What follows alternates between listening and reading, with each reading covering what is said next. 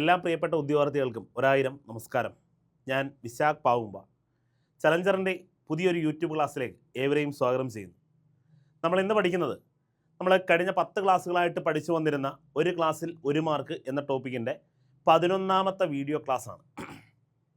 അപ്പോൾ ഈ ഒരു ക്ലാസ് മുതൽ മക്കളെ നമ്മൾ പ്രീവിയസ് ചോദ്യങ്ങളാണ് ചെയ്യുന്നത്. ഇന്ന് മുതൽ ബാക്കിയുള്ളൊരു 10 പാർട്ടിൽ നമ്മൾ പ്രീവിയസ് ചോദ്യങ്ങൾ 10th പ്രിലിംസിൻ്റെ അപ്പോൾ ഒരു 10 പാർട്ടാകുമ്പോൾ 100 പ്രീവിയസ് ചോദ്യങ്ങളാകും. ഓക്കെ, അപ്പോൾ ഇന്ന് തിരഞ്ഞെടുത്തിരിക്കുന്നത് ഏറ്റവും അവസാനം നടന്ന 2025 10th പ്രിലിംസിൻ്റെ ഒരു ക്വസ്റ്റ്യൻ പേപ്പറാണ് നമ്മൾ തിരഞ്ഞെടുത്തിരിക്കുന്നത്. അപ്പോൾ ഇത് അവസാനം വരെ കാണുക. ഏറ്റവും അവസാനം നടത്തിയ പരീക്ഷ ആയതുകൊണ്ട് തന്നെ വീണ്ടും ഇതേ ചോദ്യങ്ങൾ ആവർത്തിക്കാൻ അല്ലെങ്കിൽ ഇതിൻ്റെ തന്നെ ചെറിയ രൂപമാറ്റങ്ങൾ വരുത്തി വീണ്ടും ചോദിക്കാൻ സാധ്യതയുണ്ട്.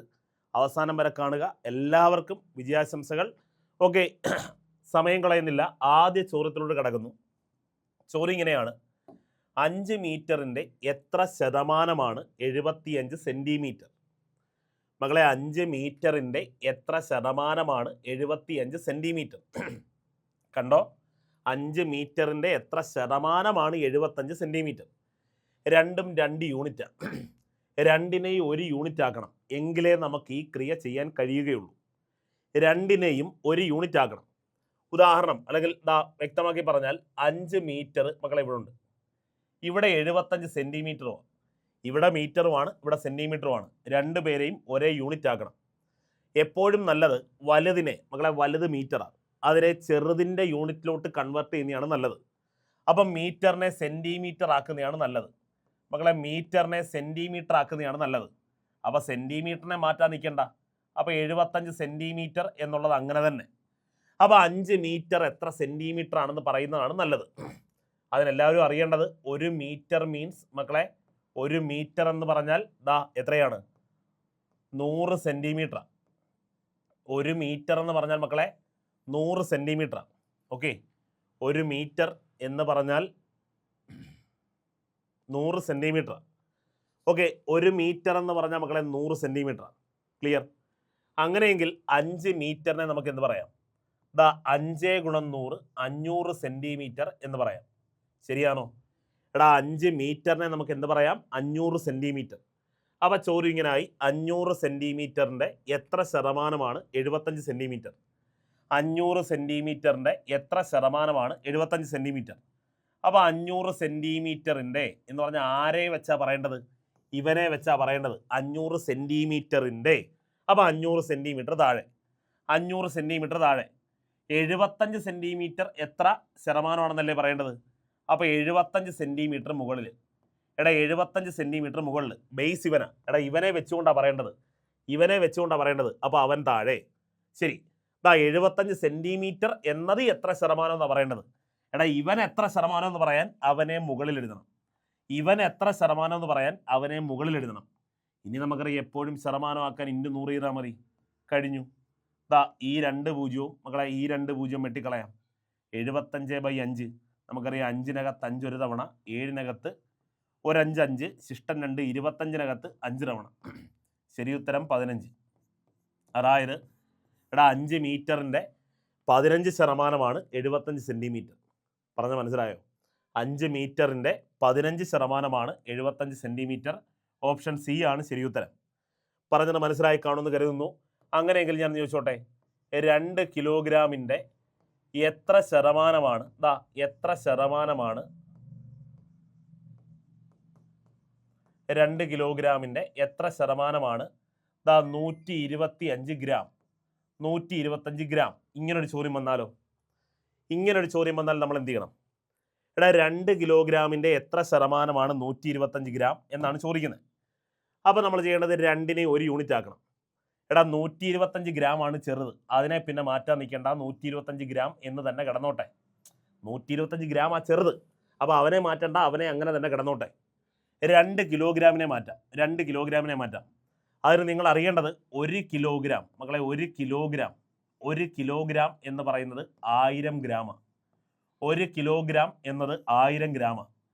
1 കിലോഗ്രാം 1000 ഗ്രാമാണ്. അപ്പോൾ 2 കിലോഗ്രാം എന്നത് മക്കളെ 2 × 1000 2000 ഗ്രാമാണ്. അപ്പോൾ ചോദ്യം ഇങ്ങനായി: 2000 ഗ്രാമിൻ്റെ എത്ര ശതമാനമാണ് 125 ഗ്രാം? 2000 ഗ്രാമിൻ്റെ, അപ്പോൾ 2000 ഗ്രാമിനെ വെച്ചുകൊണ്ടാണ് പറയേണ്ടത്. അതുകൊണ്ട് 2000 ഗ്രാം താഴെ. 2000 ഗ്രാമിനെ വെച്ചുകൊണ്ടാണ് പറയേണ്ടത്. അതുകൊണ്ട് 2000 ഗ്രാം താഴെ. 125 ഗ്രാം എത്രയാണെന്നാണ് പറയേണ്ടത്. അപ്പം 125 ഗ്രാം മുകളിൽ. ഇനി അതിനെ ശതമാനമാക്കണം. കാര്യം എത്ര ശതമാനം എന്നാണ് ചോദിച്ചിരിക്കുന്നത്. ശതമാനമാക്കാൻ കണ്ണുടച്ച് 100 കൊണ്ട് ഗുണിച്ചാൽ മതി. ഈ 2 പൂജ്യവും മക്കളെ ഈ 2 പൂജ്യവും വെട്ടിക്കളയാം. ശേഷം 125/20 എന്ന് പറഞ്ഞാൽ 125 ഡിവൈഡഡ് ബൈ 20നെ നമുക്ക് ഇങ്ങനെ എഴുതാം. 2×10 എന്ന് എഴുതാമല്ലോ, കുഴപ്പമൊന്നുമില്ലല്ലോ. 2×10 എന്ന് എഴുതാം. ശരിയാണോ? 125/20നെ ഞാൻ 2×10 എന്ന് എഴുതി. ഇനി നമുക്കറിയാം 125നെ 2 കൊണ്ട് ഹരിക്കുന്നത് എങ്ങനെയാണ്? 125നെ 2 കൊണ്ട് ഹരിക്കുന്നത് എങ്ങനെയാണ്? 2 കൊണ്ട് ഹരിക്കുക എന്ന് പറഞ്ഞാൽ പകുതി എഴുതിയാൽ മതി. 125ൻ്റെ പകുതി നമുക്കറിയാം. ആ 120ൻ്റെ പകുതി 60, 5ൻ്റെ പകുതി 2.5, അപ്പോൾ 62 എന്ന് വരും. 62. ശരിയാണോ മക്കളെ? 62 എന്ന് വരും. ശരിയല്ലേ? എടാ 125നെ 2 കൊണ്ട് ഹരിക്കാൻ പറഞ്ഞാൽ 125ൻ്റെ പകുതി എടുത്താൽ മതി. അപ്പം 120ൻ്റെ പകുതി 60. ഓക്കെ, 5ൻ്റെ പകുതി 2.5. അപ്പം 125ൻ്റെ പകുതി എന്ന് പറഞ്ഞാൽ 62. ശരി, നമ്മളിനി 10 കൊണ്ട് ഹരിക്കാനില്ലേ? ഒരു 10 കൊണ്ട് വീണ്ടും ഹരിക്കാനുണ്ട്. ശരിയാണോ? അല്ല, ഞാൻ 20 കൊണ്ട് വേറെ ഹരിക്കുന്നില്ല. ഇങ്ങനെ ഹരിക്കുന്നതാണ് നല്ലത്. മക്കളെ ആദ്യം 125നെ 2 കൊണ്ട് ഹരിച്ചു. 125നെ എനിക്ക് യഥാർത്ഥത്തിൽ 20 കൊണ്ടാണ് ഹരിക്കേണ്ടത്. അപ്പോൾ ഞാൻ 125നെ എന്ത് ചെയ്തു? 2×10 എന്ന് എഴുതി. എന്നാ 20നെ 2×10 എന്ന് എഴുതി. അപ്പം 125നെ 2 കൊണ്ട് ഹരിക്കാൻ 125ൻ്റെ പകുതി എഴുതി 62. ഇനി ഒരു 10 കൊണ്ട് കൂടെ ഹരിക്കണം. നമുക്കറിയാം 10 കൊണ്ട് ഹരിക്കാൻ എന്ത് ചെയ്താൽ മതി? ഒരു സ്ഥാനം ഇടത്തോട്ട് മാറ്റി പോയിന്റ് ചെയ്താൽ മതി. അപ്പോൾ ആൾറെഡി ഒരു പോയിന്റ് സ്ഥാനം ഉണ്ട്. അത് വീണ്ടും ഒരു സ്ഥാനം ഇടത്തോട്ട് മാറ്റുന്നു. അപ്പോൾ എന്ത് വരും? 6.25. നമ്മുടെ ശരിയുത്തരം മക്കളെ 6.25%. ശരിയുത്തരം 6.25%. പറഞ്ഞത് മനസ്സിലായോ? പറഞ്ഞത് പിടികിട്ടിയോ? അതല്ലെങ്കിൽ നിങ്ങൾക്ക് ഇത് പറഞ്ഞത് വലുതായിട്ട് കാര്യങ്ങൾ വ്യക്തമല്ലെങ്കിൽ 125നെ 20 കൊണ്ട് ഹരിച്ചാൽ മതി. അപ്പോഴും വരും. നമുക്കറിയാം 6 2 12 120. ശിഷ്ടം 5. 5-നകത്തിൽ അടങ്ങാത്തോട്ട് പോയിന്റ് ചെയ്ത് 50-നകത്ത്. 50-നകത്ത് 20 2 വട്ടം. 20 2 40. ശിഷ്ടം മക്കളെ 10. 10-നകത്തിൽ അടങ്ങുന്നില്ല, വീണ്ടും ഒരു 0 കൊടുക്കുന്നു. 100-നകത്ത് 20 5 തവണ. അപ്പോഴും കിട്ടും 6.25. അപ്പോഴും കിട്ടും നമ്മുടെ ഉത്തരം 6.25. മനസ്സിലായി കാണും എന്ന് കരുതുന്നു. ഞാൻ അടുത്ത ചോദ്യത്തിലോട്ട് കടക്കുന്നു. അടുത്ത ചോദ്യം ഇങ്ങനെയാണ്. 10 ആളുകളുടെ ശരാശരി വയസ്സ് 36 ആണ്. ഒരേ പ്രായമുള്ള 2 പേരെ കൂടി ഇവരോട് ചേർന്നപ്പോൾ ശരാശരി വയസ്സ് 38 ആയി. എന്നാൽ പുതുതായി വന്നവരുടെ വയസ്സെത്ര? ഒന്നുമില്ല, നമ്മൾ പഠിച്ചിട്ടുണ്ട്. 10 ആളുകളുടെ മക്കളെ 10 ആളുകളുടെ ശരാശരി വയസ്സ് എന്ന് പറയുന്നത് 36. ഞാൻ എപ്പോഴും പറയുന്നതാണ്, ആദ്യം പറയുന്ന എണ്ണം അവർക്ക് നേരെ അവരുടെ ശരാശരി. ആദ്യം പറയുന്ന എണ്ണം അവർക്ക് നേരെ അവരുടെ ശരാശരി. ആദ്യം പറയുന്ന എണ്ണം 10, അവർക്ക് നേരെ ശരാശരി 36. ഒരേ പ്രായമുള്ള 2 പേര് കൂടി ഇവരോട് ചേർന്നു എങ്കിൽ പുതുതായിട്ട് എണ്ണം എത്രയായി മക്കളെ? 10 പേരോട് 2 പേരുടെ ചേർന്നാൽ എണ്ണം 12 ആയി. എങ്കിൽ പുതിയ എണ്ണം ഇവിടെ എഴുതും. അതിന് നേരെ പുതിയ ശരാശരി. ആദ്യം പഴയ എണ്ണം നേരെ പഴയ ശരാശരി. ഇപ്പോൾ പുതിയ എണ്ണം 12 ആയി. അതിന് നേരെ അവരുടെ ശരാശരി എഴുതണം. മക്കളെ ശരാശരി 38 ആവുമെന്ന് പറയുന്നു. 12 പേരായപ്പോൾ ശരാശരി 38 ആയി. എങ്കിൽ പുതുതായി വന്നവരുടെ വയസ്സെത്ര? അപ്പം പുതുതായിട്ട് വന്ന 2 പേരുടെയും കൂടെ വയസ്സിൻ്റെ തുക എന്ന് പറഞ്ഞാൽ 2 പേർ കൂടെ ആകെ എത്ര വയസ്സുണ്ടെന്ന് കണ്ടുപിടിക്കാൻ. ഒരാളെ ഉള്ളെങ്കിൽ ഇപ്പോൾ നമ്മൾ 11 എഴുതിയേനെ. എങ്കിൽ ആ ഒരാളുടെ വയസ്സ് കണ്ടുപിടിക്കാനും നമ്മൾ ഈ സ്റ്റെപ്പ് തന്നെ ചെയ്യും. 2 പേരാണ് വന്നതെങ്കിൽ 2 പേരുടെയും കൂടെ വയസ്സിൻ്റെ തുക കണ്ടുപിടിക്കാനും നമ്മൾ ഈ സ്റ്റെപ്പ് ചെയ്യും. 3 പേരാണ് വന്നതെങ്കിൽ 3 പേരുടെയും കൂടെ വയസ്സിൻ്റെ തുക കണ്ടുപിടിക്കാനും നമ്മൾ ഈ സ്റ്റെപ്പ് തന്നെ ചെയ്യും. ശരിയാണോ? നമ്മൾ എപ്പോഴും പറഞ്ഞതാണ് 10 12 ആവാൻ. 10 12 ആവാൻ +2. 36 38 ആവാൻ +2. +2 × 38. മക്കളെ 38 2 എന്ന് പറഞ്ഞാൽ 78 അല്ലേ? സോറി 76. 76 +76. അതായത് +2 × 38 എന്ന് പറഞ്ഞാൽ +76. അതേപോലെ ഇവിടെയും ഇങ്ങനെ ഗുണിക്കുമ്പം +2 × 10 +20.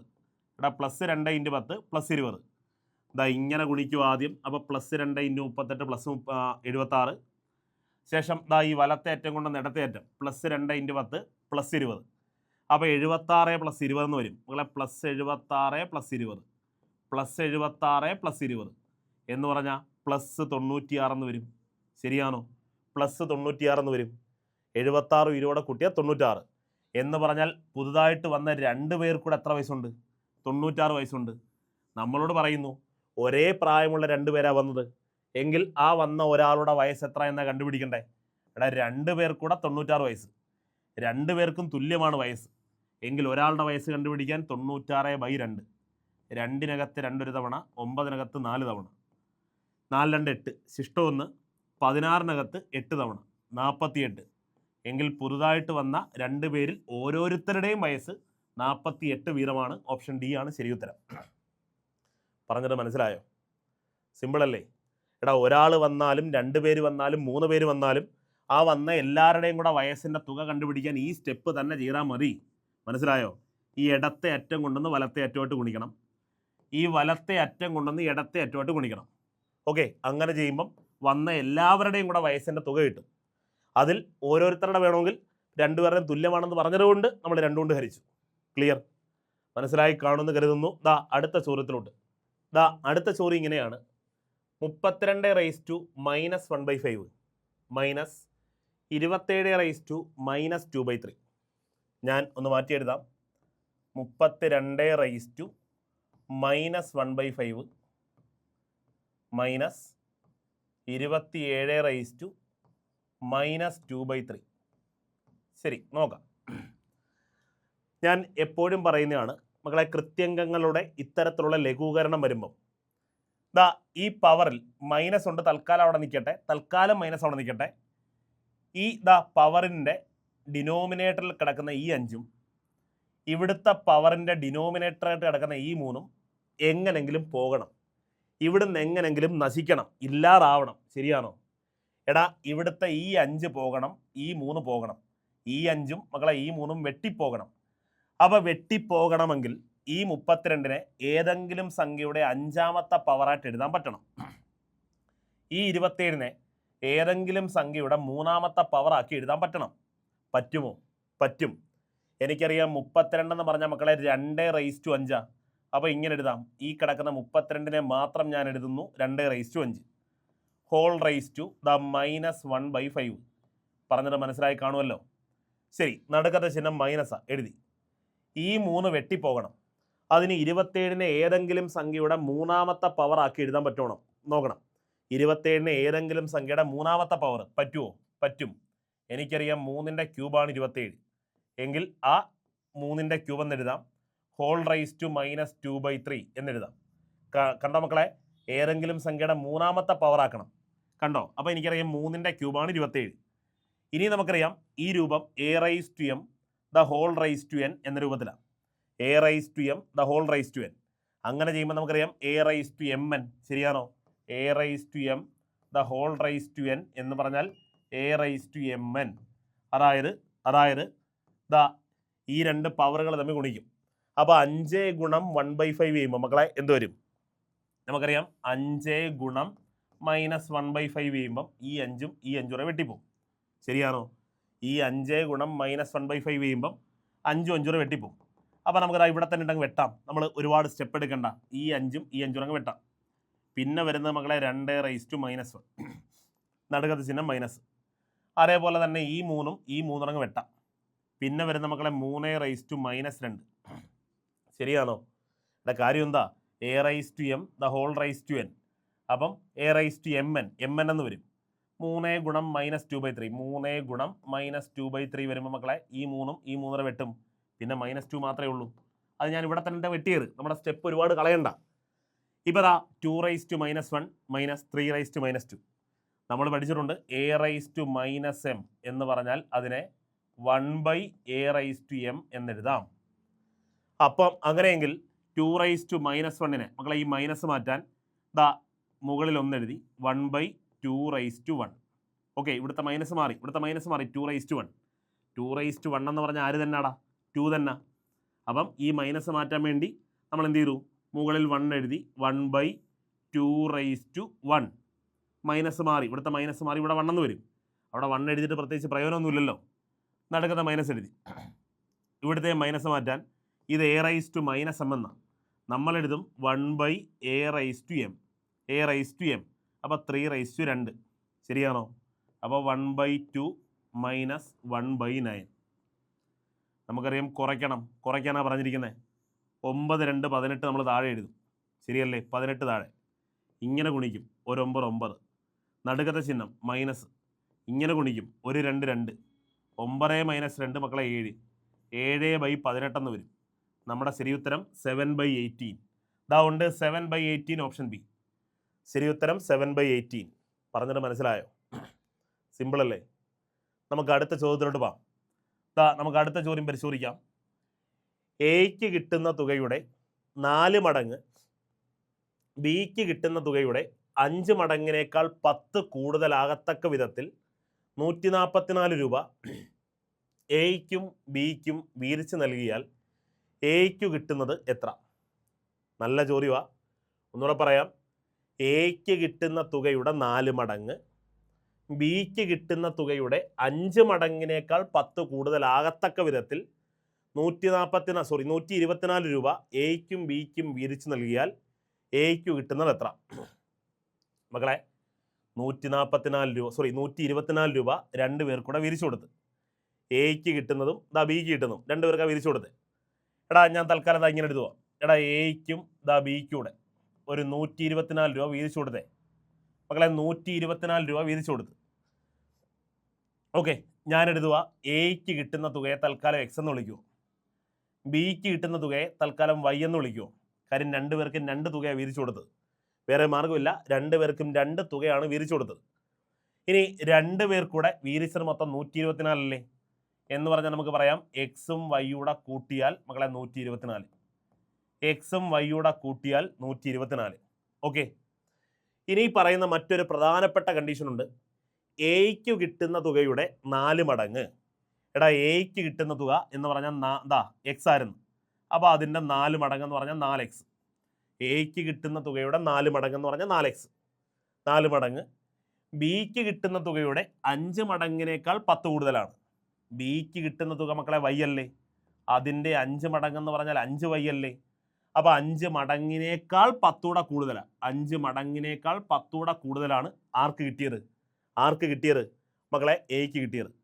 എടാ എയ്ക്ക് കിട്ടിയത് എയ്ക്ക് കിട്ടുന്ന തുകയുടെ 4 മടങ്ങ് എന്ന് പറയുന്നത് മക്കളെ എയ്ക്ക് കിട്ടുന്ന തുകയുടെ 4 മടങ്ങ്. എയ്ക്ക് കിട്ടിയ എക്സാ, അതിൻ്റെ 4 മടങ്ങ് 4x. 4 മടങ്ങ് ബിക്ക് കിട്ടുന്ന തുകയുടെ, ബിക്ക് കിട്ടിയത് വൈയാ, അതിൻ്റെ 5 മടങ്ങിനേക്കാൾ 10 കൂടെ കൂടുതലാണ്. അപ്പോൾ 5y 10 കൂടെ കൂടുതലാണ് എയ്ക്ക് കിട്ടിയത് എന്ന് പറഞ്ഞാൽ ഇവന് കിട്ടിയതിന് തുല്യമാണ് മറ്റവന് കിട്ടിയ 5 മടങ്ങിനേക്കാൾ 10 കൂടെ കൂടുതൽ. പറഞ്ഞിട്ട് മനസ്സിലായോ? ഇതാണ് അവർ പറഞ്ഞിരിക്കുന്ന കണ്ടീഷൻസ്. ഇതാണ് മക്കളെ അവർ പറഞ്ഞിരിക്കുന്ന കണ്ടീഷൻസ്. ഇത് ഓക്കെ ആണോ? ഇത് ക്ലിയർ ആണെന്ന് കരുതട്ടെ. ഒന്നുകൂടെ പറയാം. എയ്ക്ക് കിട്ടിയ തുക എക്സ്, ബിക്ക് കിട്ടിയ തുക വൈ. ഇനി അവ 2 പേർക്കൂടെ കിട്ടിയത് എക്സ് പ്ലസ് വൈ എന്ന് പറയുന്നത് 124. ഇനി എയ്ക്ക് കിട്ടിയ തുകയുടെ 4 ഇരട്ടി, 4 മടങ്ങ് ബിക്ക് കിട്ടിയ തുകയുടെ 5 മടങ്ങിനേക്കാൾ 10 കൂടെ കൂടുതലാണ്. ബിക്ക് കിട്ടിയ തുകയുടെ 5 മടങ്ങിനേക്കാൾ 10 കൂടെ കൂടുതലാണ്. ക്ലിയർ ആണേ? ഇനി നമുക്ക് എന്ത് ചെയ്യാൻ പറ്റുമെന്ന് ചോദിച്ചാൽ മക്കളെ ഇവിടെ ഒരു 4x, ഇവിടെ 5y + 10. നമ്മൾ ചെയ്യേണ്ടത് ഒന്നുകിൽ ഇവിടുന്ന് എക്സിൻ്റെ മാത്രം വില കണ്ടുപിടിക്കണം. ആ എക്സിൻ്റെ വില ഇവിടെ കൊണ്ടുവന്ന് അപ്ലൈ ചെയ്യണം. അതല്ലെങ്കിൽ ഇവിടുന്ന് വൈയുടെ മാത്രം വില കണ്ടുപിടിക്കണം. അത് ഇവിടെ കൊണ്ടുവന്ന് അപ്ലൈ ചെയ്യണം. എക്സിൻ്റെ മാത്രം വില എങ്ങനെ കണ്ടുപിടിക്കും മക്കളെ? അതായത് എക്സ് പ്ലസ് വൈ എന്ന് പറയുന്നത് എന്താ? 124. എങ്കിൽ എക്സിൻ്റെ മാത്രം വില കണ്ടുപിടിക്കാൻ എന്ത് ചെയ്യാം? 124 മൈനസ് വൈ എന്ന് എഴുതാം. ശരിയാണോ? എക്സിൻ്റെ മാത്രം വില കണ്ടുപിടിക്കാൻ ഈ പ്ലസ് വൈ ഇപ്പുറത്തുണ്ടെന്നാൽ മതി. അപ്പം മനസ്സിലായി. എക്സിൻ്റെ വില 124 മൈനസ് വൈ. എങ്കിൽ എക്സ് എന്ന് കാണുന്ന എല്ലായിടത്തും എന്ത് കൊടുത്താൽ മതി? 124 മൈനസ് വൈ എന്ന് എഴുതിയാൽ മതി മക്കളെ. ശരി, അങ്ങനെയെങ്കിൽ നമ്മൾ ഈ സമവാക്യം ഇങ്ങോട്ട് എടുക്കുക. ഏതാ? 4x = 5y + 10. 4x എന്ന് കാണുന്ന എല്ലായിടത്തും എന്ത് കൊടുക്കണം മക്കളെ? 124 മൈനസ് വൈ. കണ്ടോ, ഇപ്പം ഞാൻ എക്സിൻ്റെ വില ഇവിടുന്ന് കണ്ടുപിടിച്ചത് 124 മൈനസ് വൈ. അപ്പോൾ എക്സിൻ്റെ സ്ഥാനത്ത് 4 ഗുണം മക്കളെ 100 ഏതാ? എക്സിൻ്റെ സ്ഥാനത്താണേ. എക്സിൻ്റെ സ്ഥാനത്ത് 124 മൈനസ് വൈ എന്നെഴുതണം. 124 മൈനസ് വൈ എന്നെഴുതണം. കണ്ടോ എക്സ് എഴുതുന്ന സ്ഥാനത്ത് 124 മൈനസ് വൈ = 5y + 10. ഇതകത്തോട്ടേറ്റ് ഗുണിക്കുമ്പം 12 4 48 അല്ല 4 4 16 ശിഷ്ടം 1 4 2 8 1 9 ഒരു 4 4 496 വരും. മൈനസ് 4y അകത്തോട്ടേക്ക് ഗുണിക്കുമ്പോൾ 4y സമം 5y പ്ലസ് 10. നമുക്ക് സംഖ്യകളെ രണ്ടും ഒരു സൈഡിലും ചരങ്ങളെ രണ്ടും ഒരു സൈഡിൽ കൊണ്ടുവരാം. അപ്പോൾ 496 ഇവിടെ കിടന്നോട്ടെ. 496 പ്ലസ് 10 ഇപ്പുറത്ത് വരുമ്പോൾ മക്കളെ മൈനസ് 10 ഈക്വൽ ടു 5y അപ്പുറത്തുണ്ട്, അതിനെ അങ്ങനെ തന്നെ എഴുതി. മൈനസ് 4y അപ്പുറത്ത് പോകുമ്പോൾ പ്ലസ് 4y. ശരിയാണോ? 496 10 കുറച്ചാൽ 486 ഈക്വൽ ടു 5 4 കൂട്ടി 9y. 9yയുടെ വില 486. എങ്കിൽ വൈയുടെ മാത്രം വില കണ്ടുപിടിക്കാൻ 486/9. 9-നകത്ത് 9 ഒരു തവണ 9 27 9 4 36 9 5 45 ശിഷ്ടം 3 36 9 4 36. മക്കളെ y ഈക്വൽ ടു 54 കിട്ടും.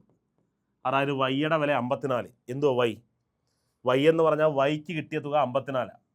വൈക്ക് കിട്ടിയ തുക 54. നമുക്ക് വേണ്ടതോ? നമുക്ക് വേണ്ട എന്തുവാ? ബിക്ക് കിട്ടിയ തുകയാണ് y, അത് 54. വേണ്ടത് എക്ക് കിട്ടിയ തുക, അതായത് എക്സിൻ്റെ വില കണ്ടുപിടിക്കണം. നമുക്കറിയാം എക്സിൻ്റെ വില എന്ന് പറഞ്ഞാൽ 124 മൈനസ് y അല്ലേ.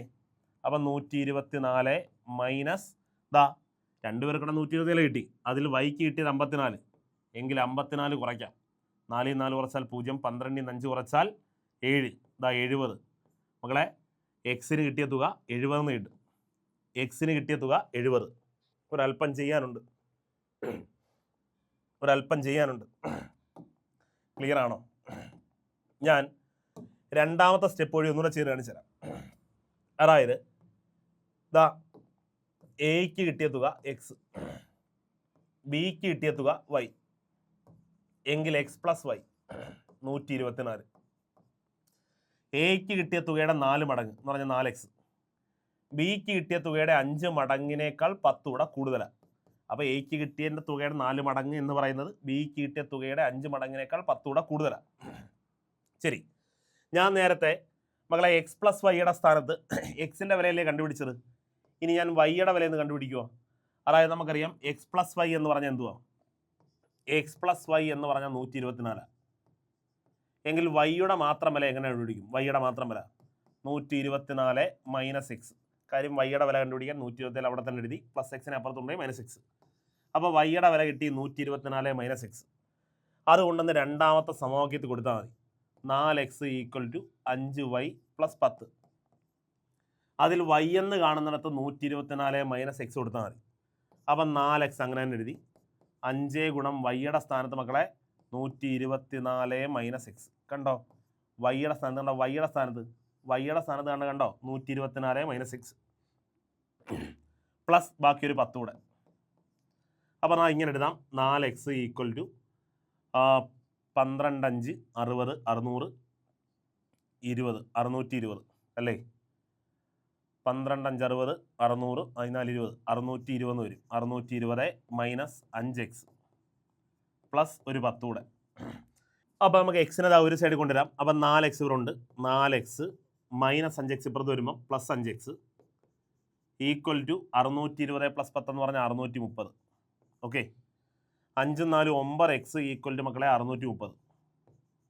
എങ്കിൽ x equal to 630 divided by 9. 9-നകത്ത് 9 ഒരു തവണ, 63-നകത്ത് 7 തവണ 70 എന്ന് വരും. എക്സിൻ്റെ വില 70 എന്ന് കിട്ടും. അപ്പോഴും നമുക്ക് മനസ്സിലായി എക്സ് എന്ന് പറഞ്ഞാൽ 70. എക്സ് എന്ന് പറഞ്ഞാൽ എക്ക് ലഭിച്ച തുക 70. ഓപ്ഷൻ എ ആണ് ശരി ഉത്തരം. പറഞ്ഞത് മനസ്സിലായോ?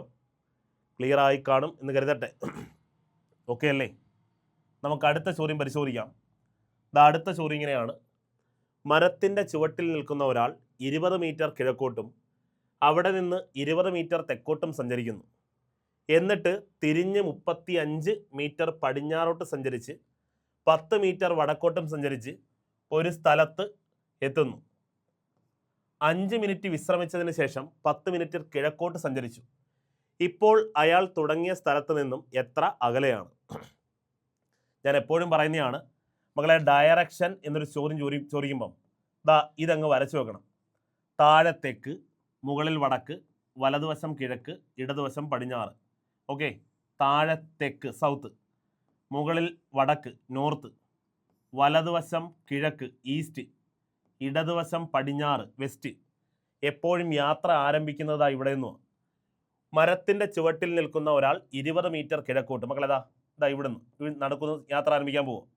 20 മീറ്റർ കിഴക്കോട്ടെന്ന് പറഞ്ഞാൽ നമുക്കറിയാം വലത്തോട്ടാണ് കിഴക്ക്. കണ്ടോ 20 മീറ്റർ കിഴക്കോട്ട്, കണ്ടോ 20 മീറ്റർ കിഴക്കോട്ട് പോയി. അവിടെ നിന്ന് 20 മീറ്റർ തെക്കോട്ട്, നമുക്കറിയാം തെക്കോട്ടെന്ന് പറഞ്ഞാൽ താഴോട്ട് വരണം. 20 മീറ്റർ തെക്കോട്ട്, കണ്ടോ കിഴക്കോട്ട് പോയിട്ട് തെക്കോട്ട് വരണമെങ്കിൽ നമുക്ക് തെക്ക് താഴോട്ടാ. അപ്പോൾ 20 മീറ്റർ തെക്കോട്ട് വന്നു, 20 മീറ്റർ തെക്കോട്ട്. ഓക്കെ, എന്നിട്ട് തിരിഞ്ഞ് 35 മീറ്റർ പടിഞ്ഞാറോട്ട് സഞ്ചരിക്കുന്നു.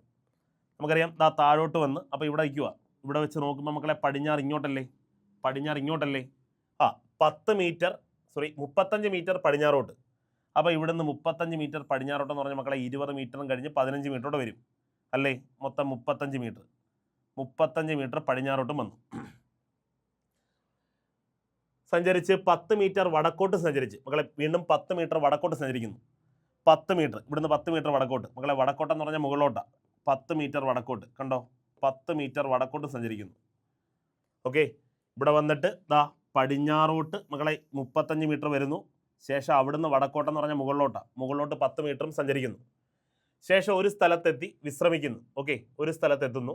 5 മിനിറ്റ് വിശ്രമിച്ചതിന് ശേഷം 10 മീറ്റർ കിഴക്കോട്ട് സഞ്ചരിച്ചു.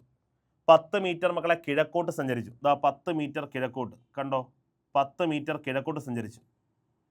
ഓക്കെ, എങ്കിൽ അയാൾ തുടങ്ങിയ സ്ഥലത്ത് നിന്നും എത്ര അകലത്തിലാണ്?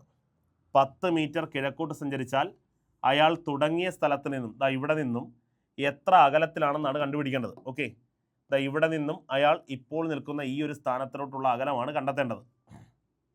ഓക്കെ, നിങ്ങളൊന്ന് ആലോചിച്ച് നോക്കി. ഇത് മൊത്തം 35, ഇവിടെ 20. നമുക്ക് ആദ്യമേ ഇതിനെ ദാ ഇങ്ങനൊന്ന് കണക്ട് ചെയ്യാം മക്കളെ. ഇതിനെ ഇങ്ങനൊന്ന് കണക്ട് ചെയ്യാം. കണ്ടോ ഇതൊരു മട്ടത്രികോണം ആയത് കണ്ടോ, ഇതൊരു മട്ടത്രികോണം ആയത് കണ്ടോ. നമുക്കറിയാം ഇത് 10, അപ്പോൾ ഇവിടെയും 10, ശരിയാണോ? ദാ ഇവിടെ ഇത് 20, അപ്പോൾ ഇവിടെ 20, അപ്പോൾ 20ഉം 10 ഇവിടെ എത്രയായി മക്കളെ? എടാ ഇവിടെ 20 എങ്കിൽ ദാ ഇവിടെ 20, അപ്പോൾ ഇത്ര 20 പോയി. ഇത്രയും 10 എങ്കിൽ ദാ ഇത്രയും 10ഉം പോയി, അപ്പോൾ 20ഉം 10ഉം 30 പോയി. നമുക്കറിയാം മൊത്തം 35, 35-ലെ 20ഉം പോയി 10ഉം പോയി, അപ്പോൾ 30 പോയി. ബാക്കി ഇവിടെ 5, ഇവിടെ 5 ഉള്ളൂ. അപ്പോൾ ഇവിടെ മക്കളെ 5 ഉള്ളൂ, ശരിയാണോ? ഇവിടെയും 5 ഉള്ളൂ. ഇത് ക്ലിയർ അല്ലേ? ഇനി ഇത് മൊത്തം എത്ര മക്കളെ? ഇത് മൊത്തം എത്ര? 20. ഇത് മൊത്തം 20 അല്ലേ? അതിൽ ഇത് 10, ഇത് 10. അപ്പോൾ ഈ ഉയരം ബാക്കി എത്ര? 10, ശരിയാണോ? ഈ ഉയരം ബാക്കി 10. ഓക്കെ, അങ്ങനെയെങ്കിൽ മക്കളെതാ മട്ടത്രികോണം ഇങ്ങനെ വരും. മട്ടത്രികോണം ഇവിടെ 5, ദാ ഇവിടെ 10 എങ്കിൽ ഇത് കണ്ടെത്തുക എന്നതാണ് ചോദ്യം. നമുക്കറിയാം എന്തായാലും ഇത് കിട്ടുന്നൊരു ഉത്തരം അവിടെ ഓപ്ഷനിൽ കൊടുത്തിട്ടില്ല. റൂട്ട് ഓഫ് കർണം കണ്ടുപിടിക്കാൻ ദാ 5ൻ്റെ സ്ക്വയർ അധികം 10ൻ്റെ സ്ക്വയർ. നമുക്കറിയാം 5ൻ്റെ സ്ക്വയർ 25, 10ൻ്റെ സ്ക്വയർ 100, കൂട്ടിയാൽ 125. 125നെ ഘടകക്രിയ ചെയ്യുമ്പം നമുക്കറിയാം 5ൻ്റെ സ്ക്വയർ ഇങ്ങനെ എഴുതാം. 125 നമുക്ക് ഇങ്ങനെ എഴുതാം, 5 × 5 × 5 എന്ന് എഴുതാം, ശരിയല്ലയോ? 5 × 5 × 5, 2 5-നകത്ത് നിന്ന് ഒരു 5 പുറത്ത്, ഒറ്റയ്ക്ക് നിൽക്കുന്ന 5നെ റൂട്ടിൽ എഴുതും, 5√5. ഇതാണ് ശരിക്കുള്ള ഉത്തരം മക്കളെ, ഇതാണ് ശരിക്കുള്ള ഉത്തരം. പക്ഷേ ഓപ്ഷനിൽ കൊടുത്തിട്ടില്ല. ഓപ്ഷനിൽ ഇങ്ങനൊരു ഉത്തരം കൊടുത്തിട്ടില്ല. പറഞ്ഞാൽ മനസ്സിലായോ? ഓപ്ഷനിൽ ഇങ്ങനൊരു ഉത്തരം കൊടുത്തിട്ടില്ല. ഞാൻ ഒന്നുകൂടി ചെയ്ത് കാണിക്കാം. കുറച്ച് കോംപ്ലിക്കേറ്റഡ് ആയ ചോദ്യമാണ്. ഒരു മരത്തിൻ്റെ ചുവട്ടിൽ നിൽക്കുന്ന ഒരാൾ 20 മീറ്റർ കിഴക്കോട്ട് പോകുന്നു. നമുക്കറിയാം എന്താ, ഇത് തെക്ക്, ഇത് വടക്ക്, ഇത് കിഴക്ക്, ഇത് പടിഞ്ഞാറ്. 20 മീറ്റർ ആറ് എങ്ങോട്ടാണ് പോകുന്നത്? ഇതാ കിഴക്കോട്ട്, കണ്ടോ? ഇവിടുന്നാ തുടങ്ങിയത് 20 മീറ്റർ കിഴക്കോട്ട് പോയേ. അവിടെ നിന്ന് 20 മീറ്റർ തെക്കോട്ട്, കിഴക്കോട്ട് പോയാൽ തെക്കോട്ട് വരണമെങ്കിൽ പിന്നെ താഴോട്ടാണ്, കാര്യം തെക്ക് താഴോട്ടാണ്. ഇതാ 20 മീറ്റർ തെക്കോട്ട്, കണ്ടോ 20 മീറ്റർ തെക്കോട്ട് വന്നു, 20 മീറ്റർ തെക്കോട്ട്. ഓക്കെ, എന്നിട്ട് തിരിഞ്ഞ് 35 മീറ്റർ പടിഞ്ഞാറോട്ട്, കണ്ടോ ഇവിടുന്ന് 35 മീറ്റർ പടിഞ്ഞാറോട്ട്. മക്കളെ 35 മീറ്ററാണ്, കണ്ടോ 35 മീറ്ററാണ്. അപ്പോൾ ഇങ്ങ് വരണം. 35 മീറ്റർ എന്ന് പറയുമ്പോഴേ നമുക്കറിയാം ദാ ഇത് 20, അപ്പോൾ ഇവിടെ 20, ഇവിടെ 20, ബാക്കി ഇവിടെ 15 ആയിരിക്കുമല്ലോ. 15 മീറ്റർ ഇവിടെ 20 എങ്കിൽ ഇവിടെ 20, ബാക്കി ഇവിടെ 15. 15 മീറ്റർ, ഇപ്പം 35 മീറ്റർ പടിഞ്ഞാറോട്ട് വന്നു. പിന്നെ 10 മീറ്റർ വടക്കോട്ട്. മക്കളെ വടക്കോട്ടെന്ന് പറഞ്ഞാൽ മുകളിലോട്ട്, കണ്ടോ, മുകളിലോട്ടൊരു 10 മീറ്റർ. ഓക്കെ, മുകളിലോട്ടൊരു 10 മീറ്റർ. ഇതാ ഇങ്ങോട്ടോട്ട് 10 മീറ്റർ. നമുക്കറിയാം ഇത് മൊത്തം 20. അപ്പോൾ 20ൻ്റെ ഏകദേശം പകുതി ഒരു 10 മീറ്റർ. 10 മീറ്റർ ഇതാ ഇവിടെയും വരുന്നു. ഓക്കെ, 10 മീറ്റർ വടക്കോട്ട് സഞ്ചരിച്ചു. ഒരു സ്ഥലത്തെത്തുന്നു, 5 മിനിറ്റ് വിശ്രമിക്കുന്നു. വിശ്രമിച്ചതിന് ശേഷം 10 മീറ്റർ കിഴക്കോട്ട് വരുന്നു. 10 മീറ്റർ. എടാ 10 മീറ്റർ കിഴക്കോട്ടെന്ന് പറഞ്ഞാൽ ഇതാ ഇവിടുന്ന് കിഴക്കോട്ടെന്ന് പറഞ്ഞാൽ നമുക്കറിയാം അങ്ങോട്ടാ, ഇതാ വലത്തോട്ടാ. അപ്പം 10 മീറ്റർ നമുക്കറിയാം ഇത് മൊത്തം ഇതാ ഇത്രയും ഭാഗം 15. അപ്പം 10 മീറ്റർ എന്ന് പറഞ്ഞാൽ ഏകദേശം ഇത്രയേ ഉള്ളൂ. ശരിയല്ലേ? എങ്കിൽ നമ്മുടെ ചോദ്യം ഇതാ ഈ നിൽക്കുന്ന സ്ഥാനവും ഇതാ ഇപ്പോഴത്തെ ഈ സ്ഥാനവും തമ്മിലുള്ള ദൂരം, ഇതാ ഈ ദൂരമാണ് കണ്ടെത്തേണ്ടത്. അപ്പോൾ അത് കണ്ടെത്താൻ നമുക്ക് ഇതാ ഇവനെ ഇങ്ങനൊരു ഒരു മട്ടത്രികോണമാക്കാം. ഓക്കെ, ഇങ്ങനൊരു മട്ടത്രികോണമാക്കി വരയ്ക്കാം. അപ്പോൾ ഇങ്ങനൊരു മട്ടത്രികോണമാക്കുമ്പം നമുക്ക് മനസ്സിലായി, എടാ ഇത് മൊത്തം 15, അതിൽ ഇത് 10. ഓക്കെ, ഇത് 10 അല്ലേ, 10 മീറ്ററാണ്. അപ്പോൾ ബാക്കി ഇത് 5. ഇത് മൊത്തം 20, അതിൽ ഇത് 10, എങ്കിൽ ബാക്കി ഇത് 10. അപ്പോൾ ഇതാണ് മട്ടത്രികോണം. മട്ടത്രികോണത്തിൻ്റെ ഈ ഒരു കർണമാണ് കണ്ടെത്തേണ്ടത്. കർണം കണ്ടുപിടിക്കാൻ നമുക്ക് ചെയ്യാൻ പറ്റുന്ന മാർഗം എന്തുവാ? √5ൻ്റെ സ്ക്വയർ അധികം 10ൻ്റെ സ്ക്വയർ. 5ൻ്റെ സ്ക്വയർ 100, 25, 10ൻ്റെ സ്ക്വയർ 100, കൂട്ടുമ്പോൾ 125. √125നെ നമുക്ക് വേണമെങ്കിൽ ഇങ്ങനെ എഴുതാം തൽക്കാലം. √5 × 5 × 5. കാര്യം 5 3 തവണ കുടിക്കുന്നതാണ് 125. 2 5-നകത്ത് നിന്ന് ഒരു 5 പുറത്തെടുക്കും. ഒറ്റയ്ക്ക് നിൽക്കുന്ന 5നെ റൂട്ടിൽ എഴുതും. 5√5 ആണ് ശരി ഉത്തരം. ഓപ്ഷനിൽ എങ്ങും തന്നെ ഉത്തരവില്ല. ഓക്കെ, പറഞ്ഞിട്ട് മനസ്സിലായിട്ടുണ്ടാകും എന്ന് കരുതുന്നു. ദാ അടുത്ത ചോദ്യത്തിലോട്ട്. വിട്ടുപോയത് പൂരിപ്പിക്കുക. വളരെ സിമ്പിളാണ്. നോക്ക്, 1/2, 1/4, 1/16 ഡാഷ് 1/65536. വളരെ സിമ്പിളാണ്. മുകളിലത്തെ സംഖ്യ നോക്കണ്ട. കാര്യം മുകളിൽ മൊത്തം മക്കളെ 1 1 1 1 1 കാര്യമില്ല. താഴത്തെ മാത്രം നോക്കിയാൽ മതി. 2 × 2 മക്കളെ 4. ശരിയല്ലേ? 4 × 4 ആണ് മക്കളെ 16. എടാ 2നെ ആ 2 കൊണ്ട് തന്നെ ഗുണിച്ച് 4 എഴുതി. 4നെ ആ 4 കൊണ്ട് തന്നെ ഗുണിച്ച് 16 എഴുതി. എടാ 2നെ 2 കൊണ്ട് തന്നെ ഗുണിച്ച് അടുത്ത പദം, 4നെ 4 കൊണ്ട് തന്നെ ഗുണിച്ച് അടുത്ത പദം. എങ്കിൽ ഉറപ്പായിട്ടും ഈ 16നെ 16 കൊണ്ട് തന്നെ ഗുണിച്ചാൽ 16 × 16 256. താഴെ 256 വരണം, മുകളിൽ 1 ആയിരിക്കും എന്തായാലും. കാര്യം എല്ലായിടത്തും 1. എങ്കിൽ വിട്ടുപോയ പറം മക്കളെ 1/256. ഇതാണ് ശരി ഉത്തരം. അപ്പം അടുത്ത പറ എന്തായിരിക്കും? 256 × 256 ആയിരിക്കും അല്ലേ? 256 × 256 ആയിരിക്കും 65,536 ആണ്. നിങ്ങൾ വേണേൽ ഗുണിച്ച് നോക്കിക്കോ. ശരി ഉത്തരം ഓപ്ഷൻ ബി ആണ്, 1/256. പറഞ്ഞിട്ട് മനസ്സിലായോ? ശരിതാ അടുത്ത ചോദ്യത്തിലോട്ട്. രാജു 10,000 രൂപ മുടക്കി ഒരു സ്കൂട്ടർ വാങ്ങി. 1000 രൂപ മുടക്കി പുതുക്കി പണിയുകയും 2,500 രൂപ ചെലവാക്കി പെയിൻറ്റിങ് ചെയ്യുകയും ചെയ്തു. അയാൾക്ക് 20% ലാഭം ലഭിക്കണമെങ്കിൽ എത്ര തുകയ്ക്ക് വിൽക്കണം? ഒന്നുമില്ല, അയാൾ ചെലവാക്കിയ മുഴുവൻ തുകയാണ് മക്കളെ അതിൻ്റെ കോസ്റ്റ് പ്രൈസ്. എങ്കിൽ 10,000 രൂപയ്ക്കാണ് വാങ്ങിയത്. 10,000 രൂപയ്ക്ക് വാങ്ങി. 1000 രൂപ മുടക്കി പുതുക്കി പണിഞ്ഞു. അപ്പോൾ 1000 രൂപ മുടക്കി പുതുക്കി പണിഞ്ഞാൽ 1000 രൂപ ചിലവാക്കി. 2,500 രൂപ മുടക്കി പെയിൻറ്റ് ചെയ്ത്. എങ്കിൽ മൊത്തം ചിലവായ തുക എന്ന് പറഞ്ഞാൽ 13,500. എങ്കിൽ ആ ഒരു വസ്തുവിന് വേണ്ടി നമ്മൾ ചെലവഴിക്കുന്ന മുഴുവൻ തുകയാണ് അതിൻ്റെ കോസ്റ്റ് പ്രൈസ്. അപ്പോൾ മക്കളെ അതിൻ്റെ കോസ്റ്റ് പ്രൈസ് എന്ന് പറയുന്നത് 13,500. കോസ്റ്റ് പ്രൈസിനെ നമ്മൾ വിളിക്കുന്ന പേര് 100% എന്നാണ്. എങ്കിൽ 100% എന്ന് പറയുന്ന തുക 13,500. കോസ്റ്റ് പ്രൈസ് എന്ന് പറയുന്നത് 13,500. എങ്കിൽ നമുക്കത് വിൽക്കുമ്പം 20% ലാഭം കിട്ടണം. എങ്കിൽ നമ്മുടെ ചിലവായ 100% നമുക്ക് കിട്ടണം, ഒരു 20% അധികവും കിട്ടണം. എന്ന് പറഞ്ഞാൽ 120% കിട്ടണം. എങ്കിൽ ആ 120% എത്ര എന്നാണ് കണ്ടെത്തേണ്ടത്. ഓക്കെ, എടാ നമ്മൾ ചിലവാക്കിയ മുഴുവൻ തുകയെ നമ്മൾ കോസ്റ്റ് പ്രൈസ് എന്ന് വിളിക്കണം. നമ്മൾ ചിലവാക്കിയ മുഴുവൻ തുകയാണ് അതിൻ്റെ വാങ്ങിയ വില. ഒരു വസ്തുവിൻ്റെ പുറത്ത് നമ്മൾ ചിലവാക്കുന്ന മുഴുവൻ തുകയും അതിൻ്റെ വാങ്ങിയ വിലയായിട്ട് പരിഗണിക്കപ്പെടും. അപ്പം നമ്മൾ വാങ്ങിയത് 13,500 എന്ന് പറഞ്ഞാൽ 100% എന്ന് പറയുന്നത് 13,500. 20% ലാഭം കിട്ടണമെങ്കിൽ 120%-ന് വിൽക്കണം. അത് എത്ര എന്നറിയത്തില്ല, നമ്മൾ ക്രോസ് ഗുണിക്കും. അപ്പോൾ ഇങ്ങനെ വരും മക്കളെ, 120 × 13,500 ഡിവൈഡഡ് ബൈ 100 എന്ന് വരും. കണ്ണു അടച്ചിടാ ഈ 2 പൂജ്യവും ഈ 2 പൂജ്യം വെട്ടാം. ഓക്കെ, ഇതാ 135 ഗുണം 120, 135 ഗുണം 120. അപ്പോൾ നമുക്കത് ഗുണിച്ച് നോക്കാം. 135 ഗുണം 120 എന്ന് പറഞ്ഞാൽ 12 ഗുണിച്ചാൽ മതി.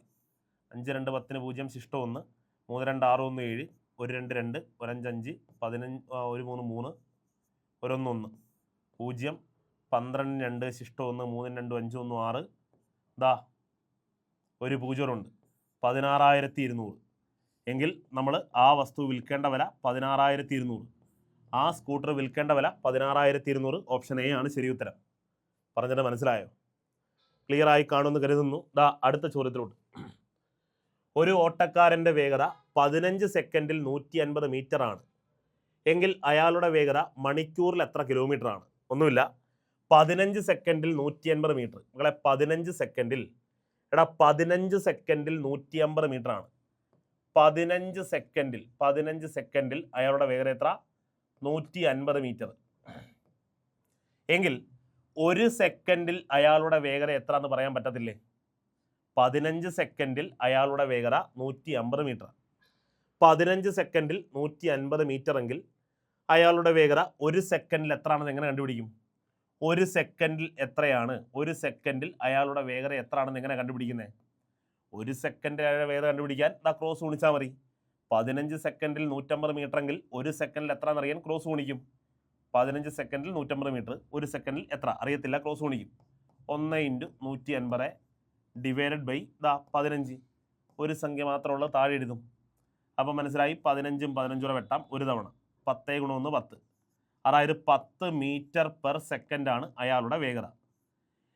അയാളുടെ വേഗത 10 മീറ്റർ പെർ സെക്കൻഡ്. അതായത് പെർ സെക്കൻഡിനെ നമ്മൾ 1 സെക്കൻഡ് എന്ന് വിളിക്കുന്നത്. ഓരോ സെക്കൻഡിലും 10 മീറ്റർ, ഓരോ സെക്കൻഡിലും 10 മീറ്റർ, അതിനെയല്ലേ പെർ സെക്കൻഡ് എന്ന് വിളിക്കുന്നത്. അപ്പോൾ 1 സെക്കൻഡിൽ 10 മീറ്റർ 10 മീറ്റർ 10 മീറ്റർ 10 മീറ്റർ വീതം ഓടുന്നത് കൊണ്ടാണ് 15 സെക്കൻഡിൽ 150 മീറ്റർ ഓടാൻ കഴിഞ്ഞത്. എങ്കിൽ അയാളുടെ വേഗത കിലോമീറ്ററിൽ മണിക്കൂറിൽ എത്ര കിലോമീറ്റർ ആണെന്നാണ് കണ്ടുപിടിക്കുന്നത്.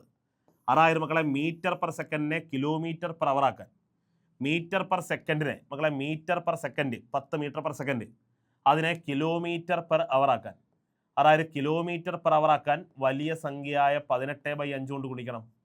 ഓക്കെ, കിലോമീറ്റർ പെർ അവറിലോട്ട് മാറ്റാൻ 18/5 കൊണ്ട് ഗുണിക്കണം. മീറ്റർ പെർ സെക്കൻഡിലോട്ട് മാറ്റാൻ, കിലോമീറ്റർ പെർ അവറിനെ മീറ്റർ പെർ സെക്കൻഡ് ആക്കാൻ തിരിച്ച് 5/18 കൊണ്ട് ഗുണിക്കണം. അപ്പോൾ ഇവിടെ കിലോമീറ്റർ പെർ അവറിലോട്ടാണ് മാറ്റേണ്ടത്. അപ്പോൾ വലിയ സംഖ്യ 18/5, വലിയ സംഖ്യ കൊണ്ട് ഗുണിക്കണം. 5-നകത്ത് 5 ഒരു തവണ, 10-നകത്ത് 2 തവണ, 18 2 36. എങ്കിൽ 36 കിലോമീറ്റർ ആണ് മണിക്കൂറിൽ അയാളുടെ വേഗത. ശരി ഉത്തരം ഓപ്ഷൻ ഡി 36. ക്ലിയർ അല്ലേ? മനസ്സിലായി കാണും എന്ന് കരുതട്ടെ. ഓക്കെ അല്ലേ? ശരി, നമുക്കത് അടുത്ത ചോദ്യത്തിലോട്ട് പോകാം. ഒരു ചതുരത്തിൻ്റെ നീളവും വീതിയും 20% വർദ്ധിപ്പിച്ചാൽ അതിൻ്റെ പരപ്പളവ് എത്ര ശതമാനം വർദ്ധിക്കും? ഒന്നുമില്ല മക്കളെ, ഒരു ചതുരത്തിൻ്റെ നീളം L, വീതി B, ഇതിൻ്റെ വിസ്തീർണം കാണുന്നത് നമുക്കറിയാം നീളം ഗുണം വീതിയാണ്. നീളം ഗുണം വീതിയാണ്. ഇത് മനസ്സിലായോ? ഒരു ചതുരത്തിൻ്റെ വിസ്തീർണം കാണാൻ നീളം ഗുണം വീതിയാണ് ചെയ്യേണ്ടത്. നമ്മളോട് പറയുന്നു നീളവും വീതിയും 20% വർദ്ധിപ്പിക്കുന്നു. നമ്മൾ ഇത്തരം ചോദ്യങ്ങൾ എപ്പോഴും ചെയ്യേണ്ടത് എങ്ങനെയാണെന്ന് അറിയാമോ? ഇതിൽ ആദ്യത്തെ നമ്മുടെ ചതുരത്തിൻ്റെ നീളത്തിനെ ആദ്യം ഉണ്ടായിരുന്ന വിസ്തീർണത്തിനെ നമ്മൾ 100 എന്നങ്ങ് വിളിക്കണം. പഴയ നമ്മുടെ ചതുരത്തിൻ്റെ വിസ്തീർണം 100 ആയിരുന്നു. അങ്ങനെ ഇരിക്കെ അതിൻ്റെ നീളം 20% വർദ്ധിപ്പിക്കുന്നു. പഴയ നീളത്തിനെയും നമ്മൾ 100 എന്ന് വിളിക്കണം. അപ്പോൾ 20% വർദ്ധിപ്പിക്കുമ്പം പുതിയ നീളം മക്കളെ 100ൽ 120. പുതിയ നീളം മക്കളെ 100ൽ 120. 20% വർദ്ധിപ്പിക്കുമ്പം പഴയ നീളമായ 100 ഉണ്ട്, 20 വർദ്ധിച്ചതുകൊണ്ട്, അപ്പം 120 ഉണ്ട്. 100ൽ 120. ഇതാണ് പുതിയ നീളം. ശരിയാണോ? ഇതാണ് പുതിയ നീളം. അപ്പം നമ്മുടെ ചതുരത്തിൻ്റെ വിസ്തീർണത്തെ 100 എന്നങ്ങോട്ട് വിളിക്കണം. ഇനി നീളം 20% വർദ്ധിപ്പിക്കുമ്പം 100ൽ 120 ആയി. 20 കുറച്ചായിരുന്നെങ്കിലോ? 100ൽ 80. കാര്യം 20 കുറഞ്ഞു, ബാക്കി 80 ഉണ്ട്. ശരി, അപ്പോൾ വീതിയും മക്കളെ 20% വർദ്ധിപ്പിക്കുമോ? അപ്പോൾ പഴയ വീതിയെയും നമ്മൾ 100 എന്ന് വിളിക്കണം. എങ്കിൽ 20 വർദ്ധിപ്പിച്ചെങ്കിൽ പഴയ 100 ഉണ്ട്, വർദ്ധിപ്പിച്ച 20 ഉണ്ട്. അപ്പം 100ൽ 120 ഉണ്ട്. 100ൽ 120. ഓക്കെ, നമുക്കറിയാം ഇതാണ് പുതിയ നീളം, ഇതാണ് പുതിയ വീതി. എങ്കിൽ പുതിയ വിസ്തീർണം കാണാൻ നമുക്കറിയാം എപ്പോഴും വിസ്തീർണം കാണണമെങ്കിൽ നീളം ഗുണം വീതി ചെയ്യണ്ടേ? നീളം ഗുണം വീതി ചെയ്യണം. എടാ പഴയ നമ്മുടെ നീളം 100 20 വർദ്ധിപ്പിച്ചപ്പം 100-ൽ 120 പഴയ വീതി 100 വീതി വർദ്ധിപ്പിച്ചപ്പം 100-ൽ 120 നമുക്കറിയാം നീളം ഗുണം വീതി, ഇതാണ് പുതിയ നീളം, ഇതാണ് പുതിയ വീതി. എടാ ഇതാണ് പുതിയ നീളം, ഇതാണ് പുതിയ വീതി. എങ്കിൽ പുതിയ വിസ്തീർണം കണ്ടുപിടിക്കാൻ ഇത് 3 ഗുണിച്ചാൽ മതി. ഇത് 3 ഗുണിച്ചാൽ മതി. കാര്യം നീളം ഗുണം വീതി, എന്തായാലും നീളം ഗുണം വീതി ചെയ്തേ പറ്റത്തുള്ളൂ. നീളം ഗുണം വീതി എന്തായാലും ചെയ്തേ പറ്റത്തുള്ളൂ. ശരിയാണോ? പറഞ്ഞ മനസ്സിലായോ? ഓക്കെ, അപ്പോൾ നമുക്ക് ചെയ്ത് നോക്കാം. ഈ 2 പൂജ്യവും മക്കളെ ഈ 2 പൂജ്യം വെട്ടിക്കളയാം. ഈ 2 പൂജ്യവും ഈ 2 പൂജ്യം വെട്ടിക്കളയാം. 12 ഗുണം 12 144 എന്ന് വരും പുതിയ വിസ്തീർണം. നമുക്കറിയാം പഴയ വിസ്തീർണം 100 ഇപ്പോഴത്തെ വിസ്തീർണം എത്രയായി? 144 എങ്കിൽ വർധനവ് എത്ര? 44%. വർധനവ് എത്ര മക്കളെ?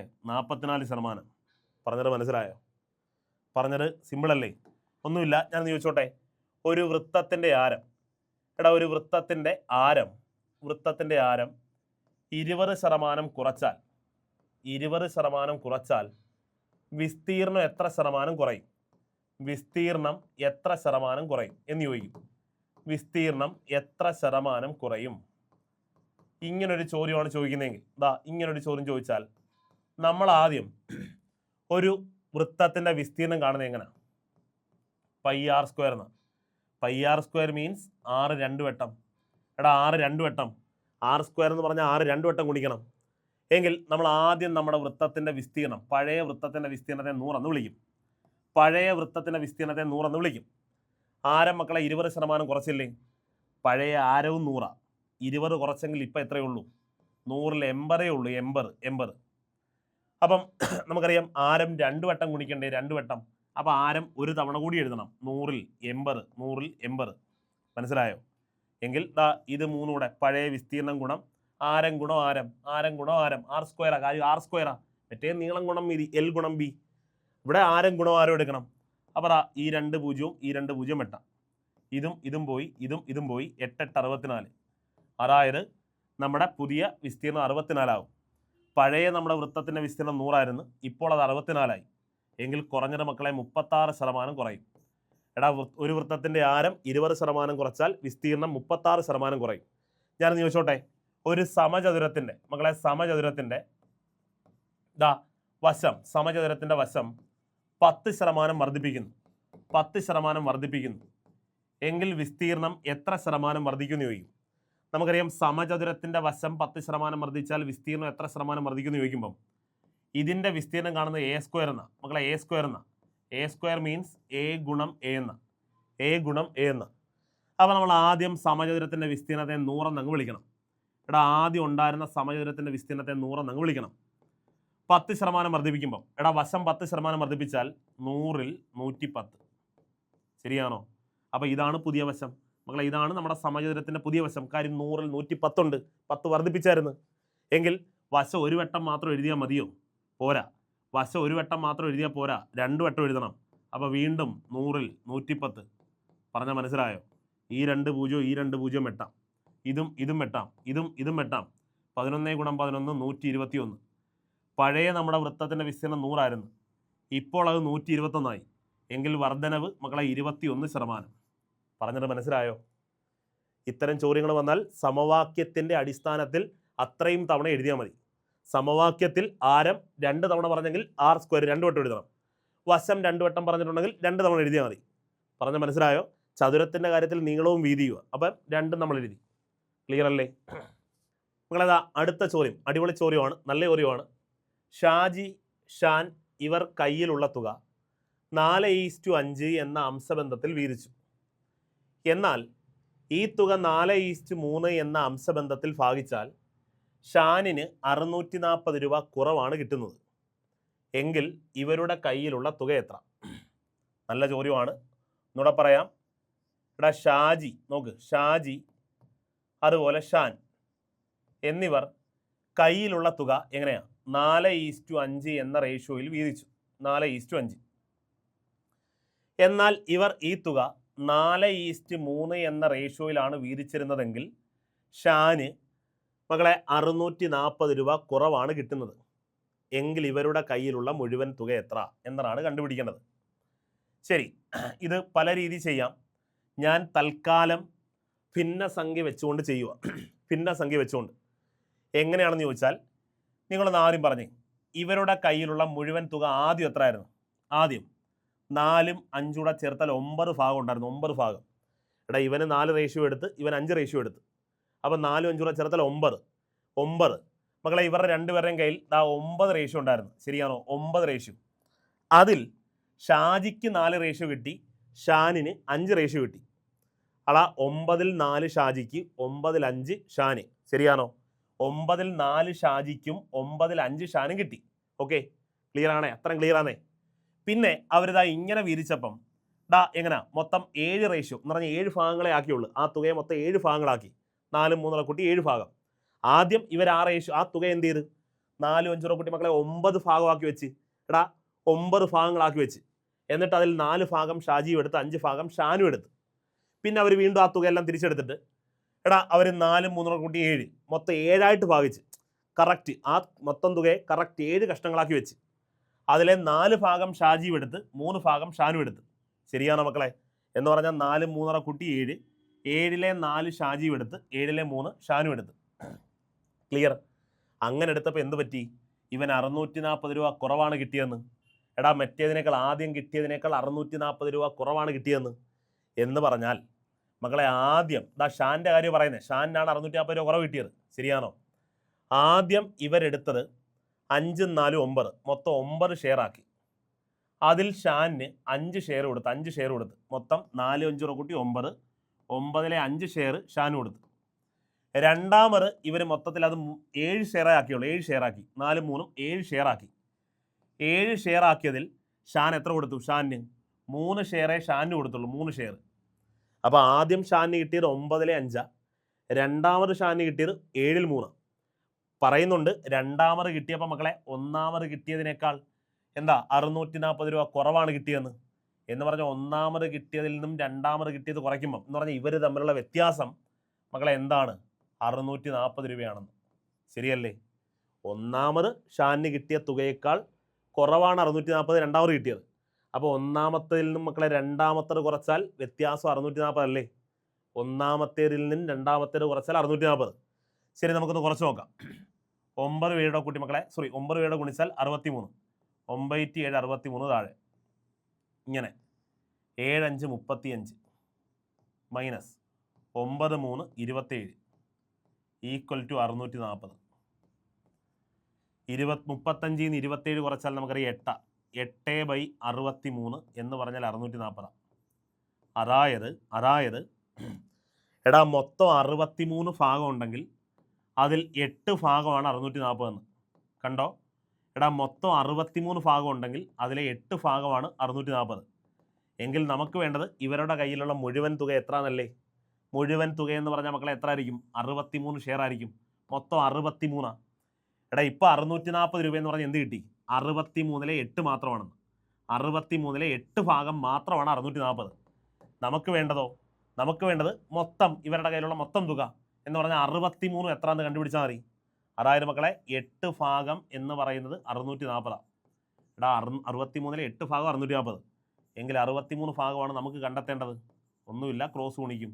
63 × 640 ബൈ 8.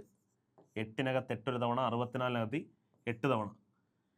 ശരി, നമുക്കിനി ഗുണിക്കാം. 63 × 80 8 3 24 4 ശിഷ്ടം 2 6 8 48 2 50 50 പിന്നെ ഒരു 0 ഉണ്ട് 4 0. അപ്പോൾ 50 40. എങ്കിൽ ഇവരുടെ കയ്യിലുള്ള മുഴുവൻ തുക മക്കളെ ഓപ്ഷൻ സി 50 40 5040. പറഞ്ഞത് മനസ്സിലായോ? ഈ പറഞ്ഞത് ഓക്കെ ആണോ? ക്ലിയർ ആയി കാണും എന്ന് കരുതട്ടെ. അപ്പം നല്ല ചോദ്യങ്ങളാണ് ഇന്ന് നമ്മൾ പരിചയപ്പെട്ടത്. വീണ്ടും നമ്മൾ ഇതിൻ്റെ ബാക്കിയുമായിട്ട് അടുത്ത ക്ലാസ്സിൽ വരുന്നതായിരിക്കും. എല്ലാവരും വെയിറ്റ് ചെയ്യുക. നമ്മൾ കിഡിലൻ സീരീസുമായിട്ടാണ് വീണ്ടും അതായത് നമ്മൾ ഇതിൻ്റെ ബാക്കി ക്ലാസ്സുകൾ അവസാനിപ്പിക്കുന്നത്. അപ്പോൾ എല്ലാ ക്ലാസ്സുകളും കണ്ടാൽ വരാൻ പോകുന്ന പരീക്ഷ നമുക്ക് വളരെ നിസ്സാരമായിട്ട് ക്രാക്ക് ചെയ്യാൻ സാധിക്കും എന്ന് മാത്രം നിങ്ങളോട് വീണ്ടും പറഞ്ഞുകൊണ്ട് തൽക്കാലം അവസാനിപ്പിക്കുന്നു. Bye from Vishakh Pavumba.